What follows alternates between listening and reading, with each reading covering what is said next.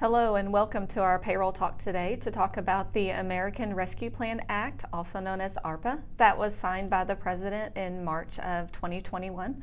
I'm Vicki Stalnaker, Director of Operations for Payroll Systems, a division of JRBT. And I'm Julie Moseley, a supervisor in our JRBT Client Accounting Services Department.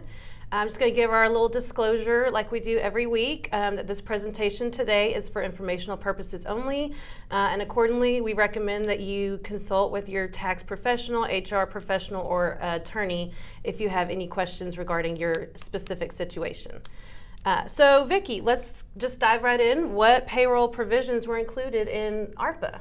Well, ARPA had several payroll provisions for employers and payroll processing. So we had some updates to the Employee Retention Credit, the FFCRA, as well as some new items dealing with the Dependent Care Credit and also with a COBRA subsidy.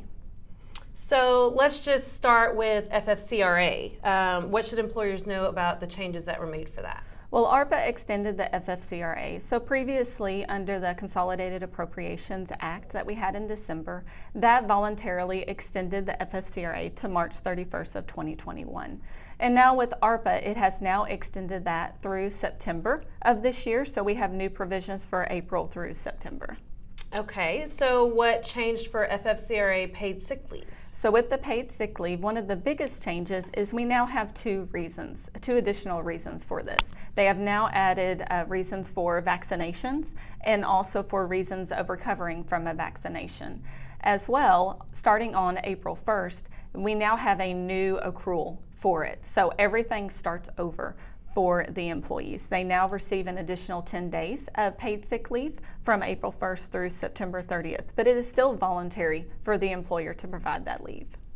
Okay, great. And so let's move on to the next one. What has changed for expanded FMLA? With the expanded FMLA, we definitely have a significant change. Previously, the only reason that you could use it for was for child care closures. And now under ARPA, it is now available for all of the reasons used under the paid sick leave. So the previous 6 reasons that we had, plus the 2 new additional ones dealing with vaccinations. In addition, this one also restarts the accrual for the employee. So all of the limits start over, and it is actually a little bit longer this time. So now it's 60 days for expanded FMLA for the employees. Are there any other updates that our employers should know for FFCRA or FMLA? So with these, we now have a non-discriminatory requirement for FFCRA and the expanded FMLA, as well as the way the credit works changes. We have another lovely 941 that we should expect starting with second quarter. So we potentially will have a new 941 for every quarter of 2021. But in second quarter, it now offsets the employer Medicare tax rather than Social Security tax. And the Social Security tax exemption goes away. So it is now subject to both Medicare and Social Security. However, the employer still receives the credits against those taxes. So it's still no cost to the employer.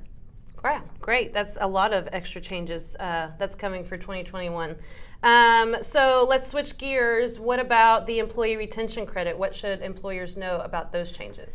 So with ARPA, we have now extended the Employee Retention Credit. With the Consolidated Appropriations Act, they had extended it until June 30th of 2021. So now with the new ARPA, it is now extended through the end of the year. We still have the same criteria that we had before, which is a partial or full governmental closure, and also the gross receipts decline, which is 20% when you're comparing the current quarter in 2021 to 2019 or your prior quarter to 2019. Okay, well, great. So what other updates are there to the ERC? With the ERC, effective July 1st, it is now going against Medicare tax. So similar to the FFCRA, it is now going to be a Medicare tax offset, so it kind of changes up how it's handled a little bit. However, the ERC is still a 70% credit against the first $10,000 of wages per quarter per employee. So it's still a very significant credit for this year. Wow, that's great. So let's switch gears a little bit and talk about dependent care assistance. What has changed for that under this new plan? On this, the excludable amount of dependent care has changed for this year under ARPA. And so if you have a flexible spending account that includes dependent care deductions, you definitely need to talk with your plan administrator so you can make sure you make any changes and update your employee deductions if they decide to do so. Okay, and what is the COBRA premium subsidy? Well, the COBRA premium subsidy is effective from April 1st through September 30th, and it is 100% subsidy for assistance eligible individuals, AEIs, a fun thing to say, and it is very similar to the COBRA subsidy we had in 2009. One of the changes, though, is it's 100%. The one in 2009 was limited, but for this one, it's the full amount. And so the best thing to do is to talk with your health plan administrator or your human resource advisor, because there is some notifications that need to go out to the employees, as well as determining those assistance eligible individuals, the AEIs, for this year. So how would an employer claim this subsidy if they're eligible for it? They will claim it on their quarterly payroll tax returns. It's associated with the taxes. So you can either offset your current payroll taxes like we do with the FFCRA and the ERC. You can claim an advance refund or just claim it when you file that quarterly return. Great. Well, thank you, Vicki, for that summary of ARPA for our employers. Additional information should be released within the next few months from the Department of Labor and Internal Revenue Service. So please sign up for our newsletters at payrollsystemsjrbt.com and at jrbt.com, and follow us on Facebook to stay up to date.